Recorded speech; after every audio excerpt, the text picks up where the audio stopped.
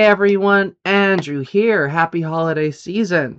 So, for the last couple of years, I've been doing these made-for-TV films where I talk about, the hallmarks and the lifetimes and some of those shows that I recommend, I think are really good and really interesting, or have something about them that stands out to me. I started doing this lists for this reason because there are a lot of made-for-TV Christmas films, considering Hallmark and Lifetime and GMV all push out 30, 40, 50 films a piece every Christmas season, and every year they make more.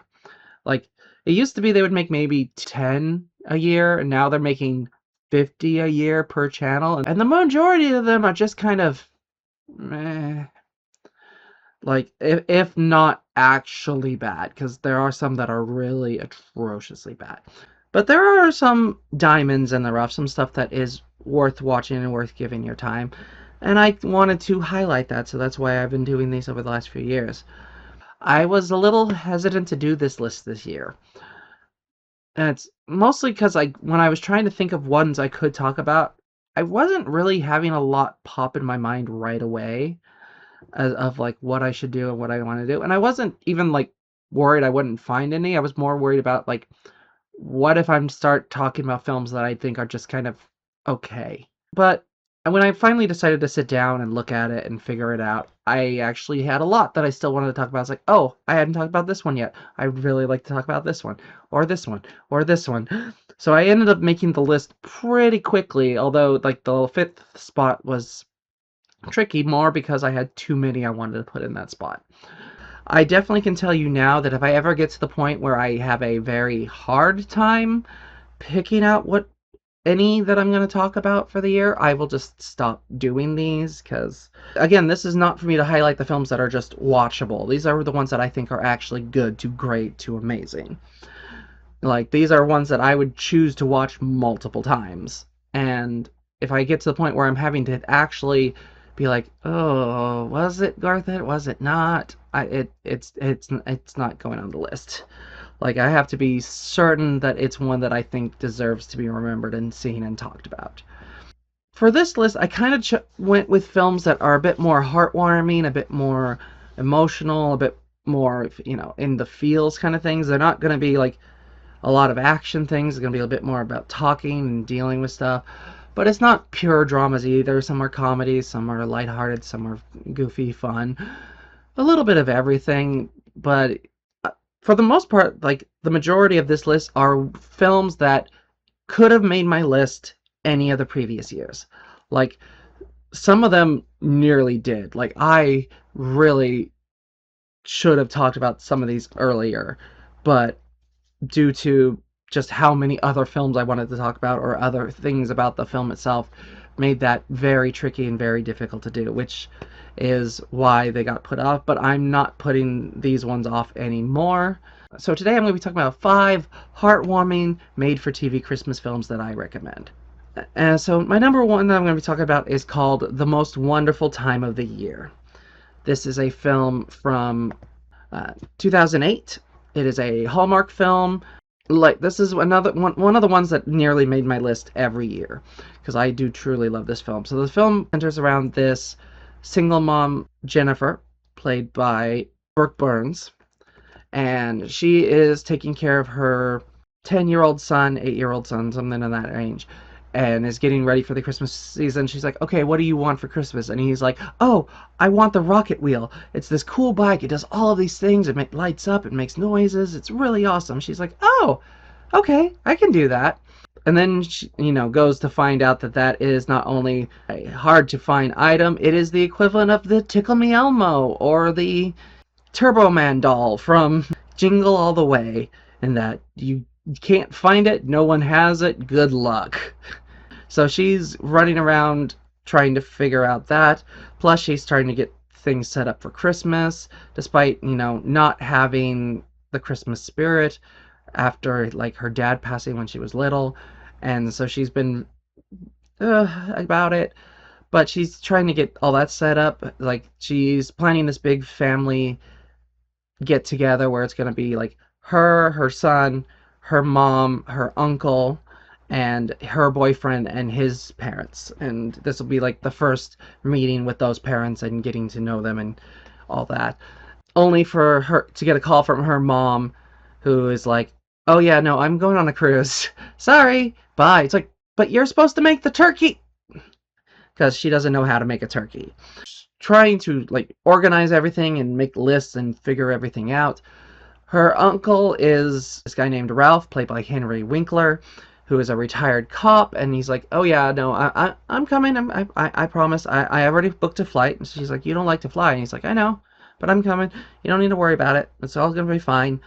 So he goes to the airport and immediately is like lost and confused and doesn't know exactly what he's supposed to be doing. He can't get anyone to really help him when he is rescued by this man named Morgan Derby, played by Warren Christie. They strike up an immediate friendship, and Morgan uses his good looks and his charm to wrangle them first class seats, and they fly together in style. And Ralph tells Morgan about literally everything that's happened to him, and we find out that Morgan is this 30-something-year-old chef who's very carefree, very spirited, travels the world, never really has plans, but has worked so many different types of jobs and so many different types of things. He and Ralph just become like the best of friends almost immediately. So they end up landing, and they find out that Morgan's flight to Denver is canceled due to there being a giant snowstorm over there. So he invites Morgan to go stay with him at Jennifer's house. Basically begs Jennifer to, like, you need to let him stay the night. He took care of me. He's a good friend of mine. I trust him with my life. You need to help him. And it's like, you don't know this person. You literally met him a couple hours ago. It's like, he's a good person. She doesn't want him in the house, but she ends up agreeing when she finds out that he's a chef that knows a lot about turkey, because she can't seem to figure out how to do that herself at all, despite having multiple cookbooks about the thing. Jennifer ends up finding a shop that has the rocket bike, but it only has one of them, and it's on display in the window. And he's like, "That's not for sale. That is here to draw people in and get them inside. And then when they can't get it, they buy something else." And she's like, "Okay, I understand that. How about we make a deal? I'll pay for the bike now. You can keep it in the window.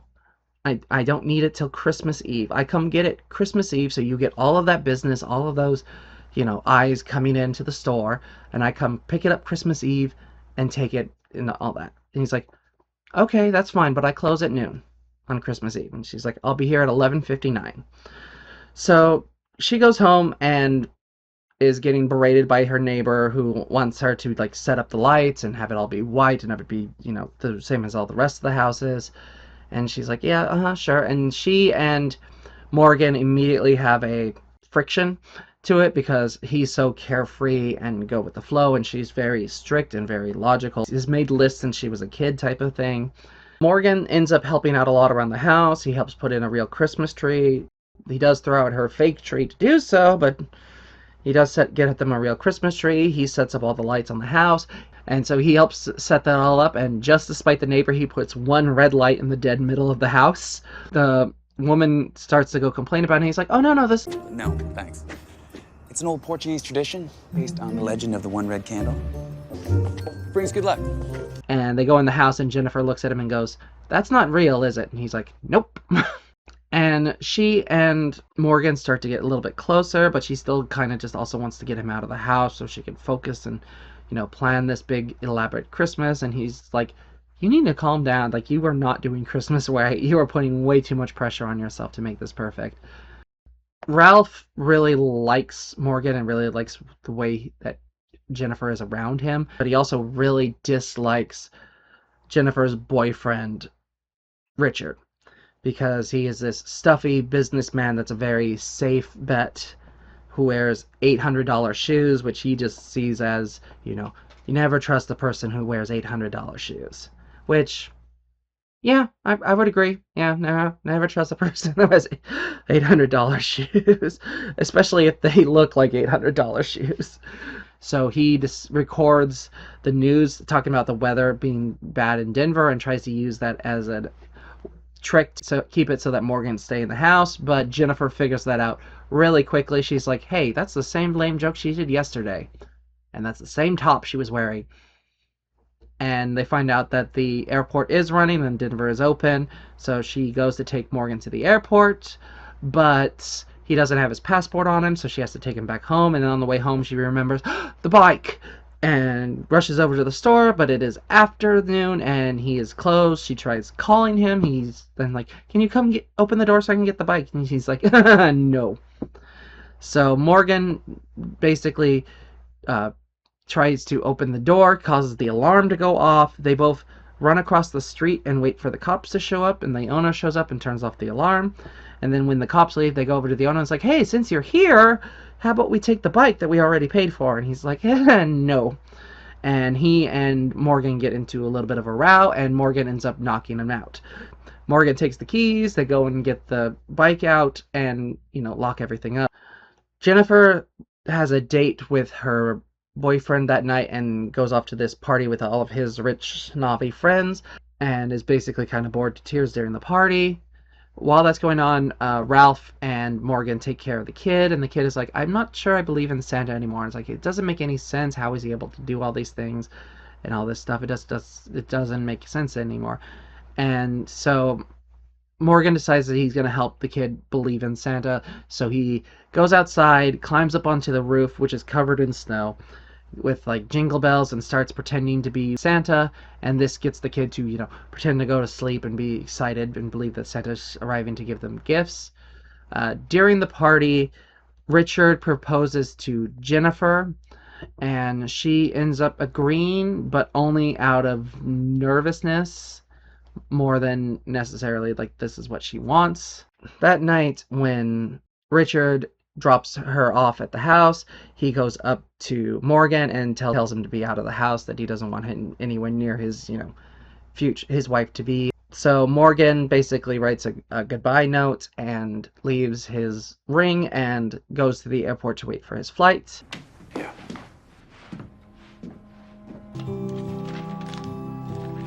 The family comes down and sees that, and Jennifer is very hurt and very angry about the letter. Richard and his parents show up, and it basically comes out that Richard... This is for you. No. Wait, Brian, no, it's not for you, Jen. It's got my name on it. threatened Morgan and tried to get him out of the house. And Jennifer gets really mad at that and basically breaks up with him, kicks him and his family out of the house. And she's like, why did I do that? I broke up an engagement for a guy who's not even here. And Uncle Ralph is like, he might still be at the airport. So she goes racing over to the airport to try and find him and tries to get through the security to try to tell him, but they can't get through without a boarding pass. She goes over to the desk and they just happen to have that little PA system right there. And she puts her hand on the speaker as she's talking to the person trying to get him. It's like, you gotta understand, I love him. He's like, this is a very important guy to me, and I need to go and find him. I need to tell him how important he is to me, and this, that, and the other. And of course Morgan hears all of this and then leaves and meets her at the exit, and they embrace and happily ever after. Very cute, very charming, full of warmth, full of heart, and a lot of that is Henry Winkler as Uncle Ralph. Like, he is so charming and so suave and so heartfelt in this one. It's just legitimately an amazing performance from him. It's just, he's got so much warmth to him, and you completely understand everything that he does and where it comes from and why he feels the way he does. Like, he manages to convince us to dislike a guy because he has $800 shoes. You cannot help but watch every scene that he's in. He's just so good in it. And it's also got some really good solid performances. The kid is the only one I'm kind of a little meh on. He's not bad. I've seen way worse child star, in this. He does a solid enough performances, but it does get a little on the irritating side. Granted, now he's like a full-grown adult person in the modern day because this film came out 17 years ago. But I like the stuff that they point out that she does. It's like, you don't even think about the thing that you do and why you do it. It's like, because she gets this whole stack of like Christmas cards from all these people, and she doesn't really know who any of them are. They're just, business contacts and things of that nature. And it's like, she immediately throws them out, and then she spends the night sending Christmas cards to them. And he's like, why are you doing that? And it's like, they sent me a card, so I'm sending them a card. It's like, yeah, but you threw their card out. They're probably just doing the same for you. So, like, why are you killing yourself, working this hard for Christmas and not enjoying Christmas, because she states multiple times like, I don't enjoy Christmas. Christmas is not her thing. And it's like, yeah, because you make it a chore and don't let yourself have any fun with it. One of my nitpicks with the film of things I don't like is the annoying neighbor character who's just there to go and, point out all the things that they do wrong. It's like that. I always hate the controlling neighbor characters in general. Like, that's why I don't like the Haul Out the Holly franchise at all, is because that's every character in that show. Like, it's my Christmas. If I don't want to hang up lights, you can't tell me what to do. Piss off, like, type of thing. So and getting a little comeuppance on her was a very nice thing. It's still got some really great heart to it, some really great warmth to it. It's a believable love story. It's got some really nice stuff to it. It's just so heartwarming and so interesting and so creative. I watch this every year or so because it's legitimately, it's been one of my favorites since I saw it like in 2010. So I own it. I love it. It's so much fun. Up next, we have Christmas on Call. This is the most recent of the films I'm going to be talking about. This came out just last year in 2024. And it was an interesting year for that one because there was a lot of good films that came out in 2024, and I can totally see talking about some of the other ones. This one for me stood out a lot, mostly because it does not feel like a Hallmark film. It's called Christmas on Call because this is about people that have to work on Christmas. Like, our lead is a doctor, and we have doctors, we have nurses, we have cops, we have, all of those people that have to do high pressure jobs on Christmas. And that is not something that happens in any other Hallmark film. Like, the last Hallmark film I remember having people work on Christmas and no one gave them crap about it was Winter Wonderland from like 2015. So it's been like almost a decade since that. And even that one just kind of brushed over the fact that they were going to be working Christmas. But it was nice to see one. And it takes place in a city, not a small town, but also not New York or Chicago, because that tends to be the three things that Hallmark films are always at. So it's nice to see one that's set in Philadelphia and has that Philadelphia feel and that Philadelphia heart to it.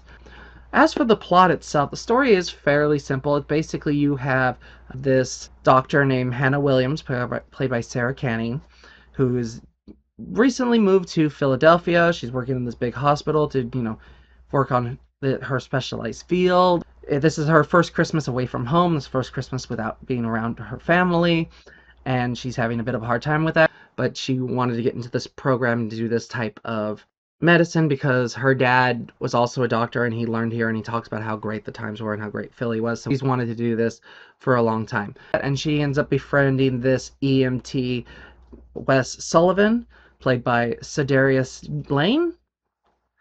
I'm not sure how you say his name entirely, I'm sorry. And they start trying to date, and they start trying to connect, and it's all about like the struggles of that because, they're both people that are constantly working, constantly on call, and trying to figure out how to make that kind of relationship work, and is this a relationship that is worth that?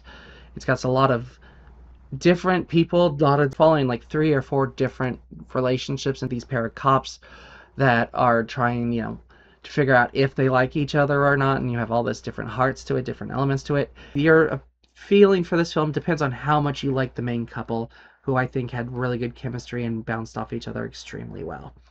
None of the other love stories are as good as Wes and Hannah's, but it does have some great stuff into it. It's a very emotional film. It's a very talkative film.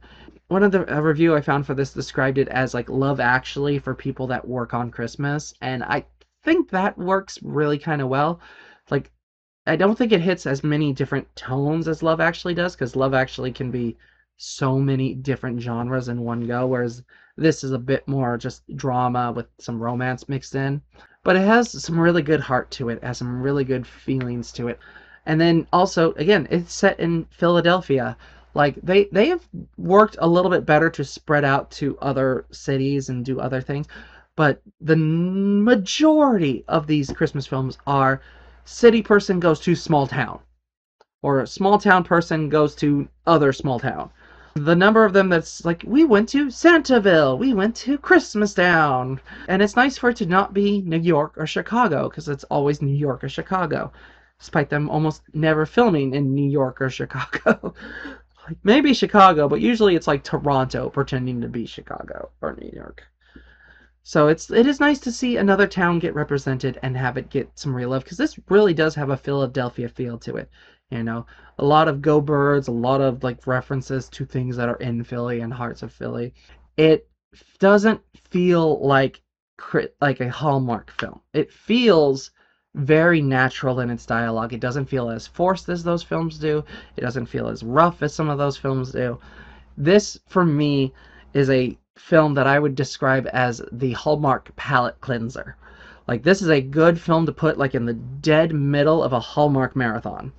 Because people do that. My mom does that all the time. She literally watches every single new Hallmark Christmas film that comes out, as well as a bunch of their other films. But she watches she tries to watch all of the Christmas films, and that's 40, 50 something films a year.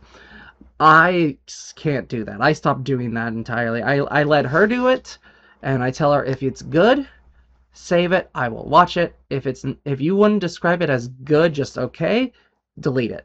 I just can't watch all of those Christmas films. I would, I have to have a palate cleanser, and this for me is a good palate cleanser for that, because it's so natural in its dialogue and so natural in its writing, and it's like a film where people work on Christmas and no one gives them crap about that. Like the fact that everyone in this film is like, it's a shame you have to work on Christmas, but it's a good thing that you're gonna be there for the people that might get hurt. Like, it's such a different tone than every other Christmas film that Hallmark does. Now, in Hallmark's mind, if you are going to work on Christmas, you have to be a doctor, or a nurse, or a cop. It's also just nice to see it represented, because there are a lot of people that have to work on Christmas. Not everyone gets Christmas off. And that is not necessarily a monstrous thing. There's other films that Hallmark has done that has made it very clear that you are supposed to not like this person because they are working on Christmas. There's another film that came out last year that was called like 90s Christmas, which I may talk about at a later time in detail. But one of the main plots of it was the girl is like, oh no, I'm not going home for Christmas. I'm going to stay and work. Her mom treated her like a monster. Like, how dare you skip out Christmas to work? Making it this huge thing, and it's like, she has a job.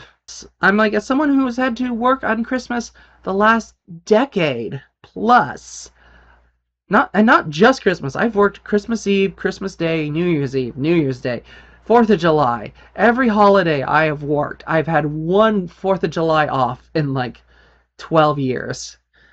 And I understand that. Like, it happens. That is something that sometimes you have to do if your job requires it, and my job requires it. It is a lot of talking. It is a very talking film. There's not a lot of action scenes or anything of that nature. It's just a lot of them discussing things and things of that nature. This is definitely not something that is going to appeal to everyone. This appealed to me strongly, mostly because, like I said, it's so different than every other Hallmark film. It's like, it is a very simple story, is natural dialogue, and all that stuff. There is one nitpick I have with the film that drives me nuts, and it's a thing that just is really stupid that it happened, but it's like, okay. So one of their meet cutes when they first start trying to date and start trying to have a relationship is she runs into him while he's trying to untangle this big strand of Christmas lights, and they're all tangled and messed up together, and so she starts helping him with that. The scene is cute. My negative with the scene is that the tangle of lights that he is unstringing are lit up, which means it's plugged into electricity. He is an EMT. He, of all people, should know you do not untangle Christmas lights while they're plugged in. That is how you die of electroshock. It's just one of those things where it's like, I would not be surprised if someone was like, it doesn't look right if they're not on, so someone plugged them in. It's just like, it's a really stupid little thing, but it's one of those things where you see it and you see it in a film and you're just like, he would not do that. No smart person should do that. You do not untangle lit up Christmas lights. You unplug them and then you untangle them. Especially considering usually you need like one of the ends that's so you can actually unravel it and unknot it and all that stuff. Now, this is not a film that's going to appeal to everybody. Like I said, the majority of the thing that I like about this film is that it's so not a Hallmark film. My mom thinks this film was just fine. Like, she doesn't know why I like it as much as I did. And I'm like, just because it's completely different without being too far removed. It's like it's real people dialogue, real people locations. It has this heart to it, this character, and the city is a major part of it. It's about, you know, the people of Philadelphia and things of that nature. It has a lot of great strengths to it. Number 3, we have Debbie Macomber's Dashing Through the Snow, which is actually based off the book of the same name. We have this woman, Ashley Harrison, played by Megan Ory, who has done a lot of these Hallmark films, but I mostly remember her from being Little Red Riding Hood from Once Upon a Time. She's a seamstress, she's a knitter, she does all of these different little crafts for these different fairs, and traveling around the country selling her products and her stuff, and it's like, I'm ready to go home, I'm ready to go spend Christmas with my mom and my family. And so she's booked for a flight to go up to Seattle from San Francisco, and gets to the airport, and she's running late as it is, and there's a huge line of people, and she's having trouble getting onto it. She gets to the front desk, gives them her name, and they're like, oh, we can't let you on the plane. Sorry. What's that look? What's huh? I'm afraid you're going to have to stand aside. No, I have a reservation. An agent will be right over. But can you stand Flight right is there, in 10 please? minutes. And then all of the flights kind of get canceled all at once, so it's like, okay. And then she's like, oh, I have an idea. And she ends up going down to the car rental place, and they're like, okay, well, we have one car left. And I mean all of us. Look, this is the only car left in the entire rental areas.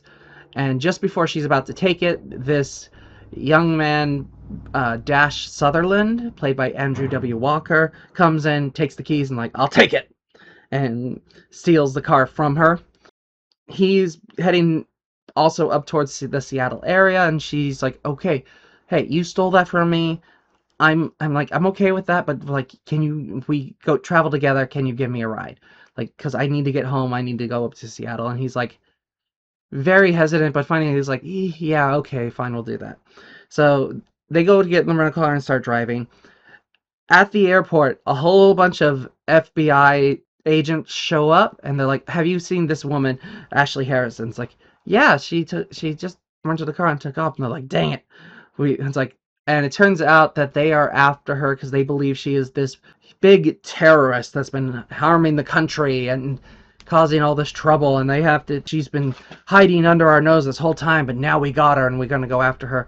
And they send a specialty agent to go and follow the car and try to figure out who she's getting in contact with and who she's working with and this, that, and the other. And the film becomes very road trip, awkward travel buddies, very, it happened one night type of thing, where it's these two people that just like don't get along and spend the whole time bickering and fighting. Dash, who's this very stuck up, very determined person, like, we're going to keep driving, we're not going to be distracted by anything, and her being like, ooh, we're going to stop there, that looks fun. And energetic and lighthearted. She ends up running into this guy called Blade, who found a box of puppies on the street, and she ends up adopting one of the puppies and calls it Little Blade. And it's like, it becomes really clear very quickly in this film that this film is a little stupid. Because within 5 seconds of meeting her, everyone should be like, oh, she's definitely not the terrorist. Something is up with this. Because she is too whimsical and too lighthearted to ever be a terrorist. She does do a couple things that could be, like, questionable. Like, there's a point where she takes a phone call and she just starts talking in a completely different language. Og så hjutar du.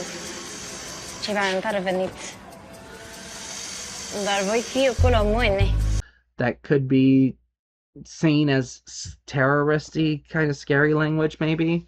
But it's like, that's an easy explanation of she just may know someone that talks in that language, so she just happens to know that language. It's one of those things where you're like, how is everyone so dumb to think that she's this terrorist, given all of the stuff that she does? Like, one of the things she does very early in the film is she goes into the gas station, finds the snow globe, and just like is singing, snow from White Christmas to it. And it's just like, yeah, this is your deadly terrorist right here.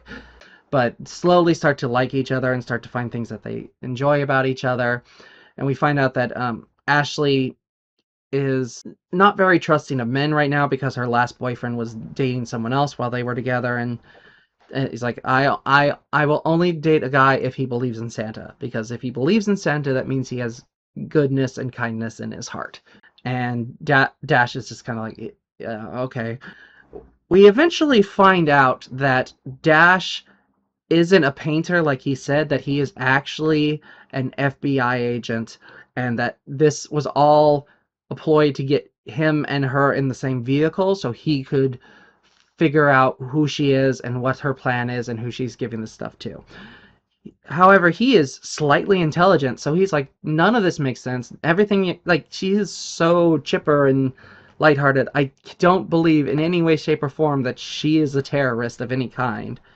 And he starts to really fall for her, but eventually they all catch up to them and try to, figure out who she's giving this gift to. It's like, that must be a bomb or something, and it's like, no, it's just like a knitted sweater, that she is not the person that they think she is, that literally her life got hacked like a year ago, so people have been using her information to spread stuff like that. And she finds out that Dash has been lying to her, so she just takes off and goes home and wants nothing to do with him. And so he goes and makes this big grand gesture to try and win her over, and it succeeds, and it's got that happy ending. Yeah, this is another one that has almost made my list every year, because I do truly love this film. It's got such good heart to it. It's very good story, well done, but it's also kind of dumb in some ways, because it's like, the logic of it is a little interesting when you get down to it. So, but the characters are charming. The story is so heartfelt. Like, everything about it is so cute and charming and fun. Really great performances, especially from Megan Ori as Ashley, who, she honestly, I recommend most of her Hallmark films. She's usually exceptional in them. She stands out really well. And even Andrew Walker does a really good performance in this. Like, he's also really good and pops up in a lot of these and is usually the highlight of a bunch of these. He's actually going to be in another one of the films I'm going to be talking about in just a little bit. And I almost didn't talk about this one because should I talk about that one because he's in it? But this one he's a lead, whereas that one he's more of a co-star. So, but this one just has some really great ideas, really great performances, some really good heart to it. I love this one a lot. It is a liar revealed story, which is a lot. Some people don't really like that stuff, and I understand that. I can definitely say there's more than a few of those that I don't like. This one, I think, does it well enough where it's like, it doesn't bother me too much, but I could see that being a factor for people not liking it. This is its 10-year anniversary, and I've watched it more than 10 times. I love this film so much. It's got so much going for it. Number 4, we have Holly and Ivy. This is another Hallmark film. This came out in 2020. This is a story of a woman named Melody who moves into this big old house that is falling apart and just has to like remodel it and rebuild it and make it somewhere livable. She befriends her neighbor Nina, who has these 2 little girls named Holly and Ivy. They end up having a connection right away with her and the little girls because she is a librarian and she has all these books, and the little girls love to read and connects with them right away and connects with the mom right away. Melody is there to she had a job in the town to work as a librarian, but that fell through, and now she's trying to find another place to work that is part of her specialty because she has a library science degree. She's out there trying to find work, and when she can, she basically volunteers to babysit the girls, and she ends up befriending this contractor named Adam, who is very into woodworking, and that's his passion, and making things and building things and crafting things of that nature. But he does contracting because that is his family's business, and that's what they expect of him. Melody gets really close to Nina and Holly and Ivy, and they start developing this really strong connection and friendship. And then Nina reveals that she has terminal cancer, and that she's not likely to survive and to make it, even with treatment. She has no family, no one to take the girls, and she's very worried about, the girls having no one to take care of her. So Melody says, I'll take care of them. I'll become their legal guardian. I will take it. I promise. I will make sure they not get separated. I'll make sure they stay together because she is fallen in love with those girls and wants to take care of them. So the second half of the film is all about her trying to make her life and make her house acceptable and able to have that go through because her house is falling apart. So it's not kid safety. She doesn't have a full-time job, so that's not a good environment for children and all that stuff. So she ends up taking all of her books and this beat up truck and turning it into a bookmobile and becomes a portable library, which is really cool, and uses that to get her money and get her secure and helps finish off the house and make it safe for them because she does end up taking care of and raising the kids at the end of the film. But this is a very emotional film. It's very heart-wrenching. It's very sad. But it's also got some good warmth, some really great performances in it. The kid performances in this one are actually very, very good. You have all of the leads who work out really well. You got Janelle Parson as Melody. You have Jeremy Jordan as Adam, who is always really good in these films. He does a really good job of being likable and enjoyable in that. And it's got so much heart to it and so much warmth to it. This is not one I would say I watch every year just because it's a little too rough for my tastes. But this is one that I remember. It's one that sticks with me. It's one that lives in my heart type of thing because it is so heartfelt. This to me is just such a great emotional journey. Like if you're a person that likes drama films, this is a very good drama film to go with. All right, and last but certainly not least, we have Finding Mrs. Claus. Now, this is one that should have been on my list already. They should have been on the first one. It could have been on the second one. Like, literally, the only reason I don't think I've talked about this film before is because I made a rule to myself that I wouldn't do multiple Santa films in a review. So if Santa is a major part or a major character, I've chose to not talk about it for that reason. This one just kind of kept getting pushed out for others that I wanted to talk about it a smidge more. But this one I do truly love. It is this really heartfelt, beautiful little story. It was a Lifetime film. It's one of the handful of the Lifetime films that I actually thought were really amazing and really well done. So the story of Mrs. Claus is you follow Mrs. Claus, played by Mira Sorvino, who is celebrating her 500th anniversary with Santa, played by Will Sasso, and she goes and makes this big elaborate dinner and makes his favorite food and is all prepped for this big romantic night, and he comes home from the workshop exhausted, goes into bed and passes out and doesn't even notice any of the stuff that she did, and is very sad, and that this is where their relationship has kind of gotten to, and she just feels kind of forgotten and kind of neglected. And she's flipping through the letters to Santa and she finds one that's addressed to her. It's from this little 7-year-old girl named Hope who lives in Las Vegas, and it's like, I'm sending this letter to you, Mrs. Claus, because I don't want a gift for myself. I want my mom to find love. That she has been in this really bad state since the divorce from my dad, and everything went really bad with that, and she deserves to find love. And Mrs. Claus, is immediately like, I can do this. I can help. I want to help with this. So she takes one of the reindeer and takes off and flies to Las Vegas, goes to find Hope and her mother, Noelle. And Noelle is basically working as the assistant director of this casino and is, the one keeping everything in line while her greedy, untrustworthy, amoral boss is doing all these illegal and corrupt things. Mrs. Claus arrives there and finds it, and she's like, okay, so I need to try and help this out. I can't do this the way I look now, so she uses Christmas magic to turn herself into a young woman, and she starts talking to all these guys, and she ends up meeting and talking to this guy named Miles, played by Andrew Walker, and he's a bartender at the bar, and he turns out to be a friend of Noelle and Hope's, and he definitely has feelings for Noelle, but she doesn't seem to have any interest in him because she sees him as this playboy who's always flirting with girls and is, fooling around all the time, and that's not what she wants, and she doesn't want that around her daughter type of thing. Santa is very distraught over Mrs. Claus leaving, and it's like, you know, realizing what has happened, what he's done. She went to Las Vegas. Las Vegas? What's in Las Vegas? She said something about wanting to feel loved and appreciated. Catch up the team. I'm going to Las Vegas.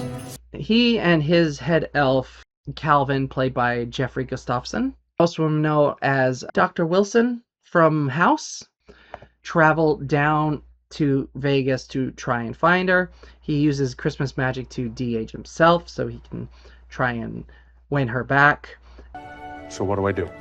You gotta win her back. You gotta woo her all over again. You have to be the guy that you were all those years ago when she fell in love with you. Calvin is like going around gathering information, but mostly he's gambling and starts causing lots of trouble. Santa ends up getting Mrs. Claus to agree to go on a date with him, and they go have this lovely date where they remember all the things that they love about each other and they cared about each other. But she's not ready to return to the North Pole until she's able to grant this little girl's wish and, you know, help her get her mom together. We end up finding out that the bartender Miles isn't actually a playboy, that he is pretending to be one as a defense mechanism to try to, you know, keep himself from getting hurt and to keep her from, you know, realizing that he is in love with her.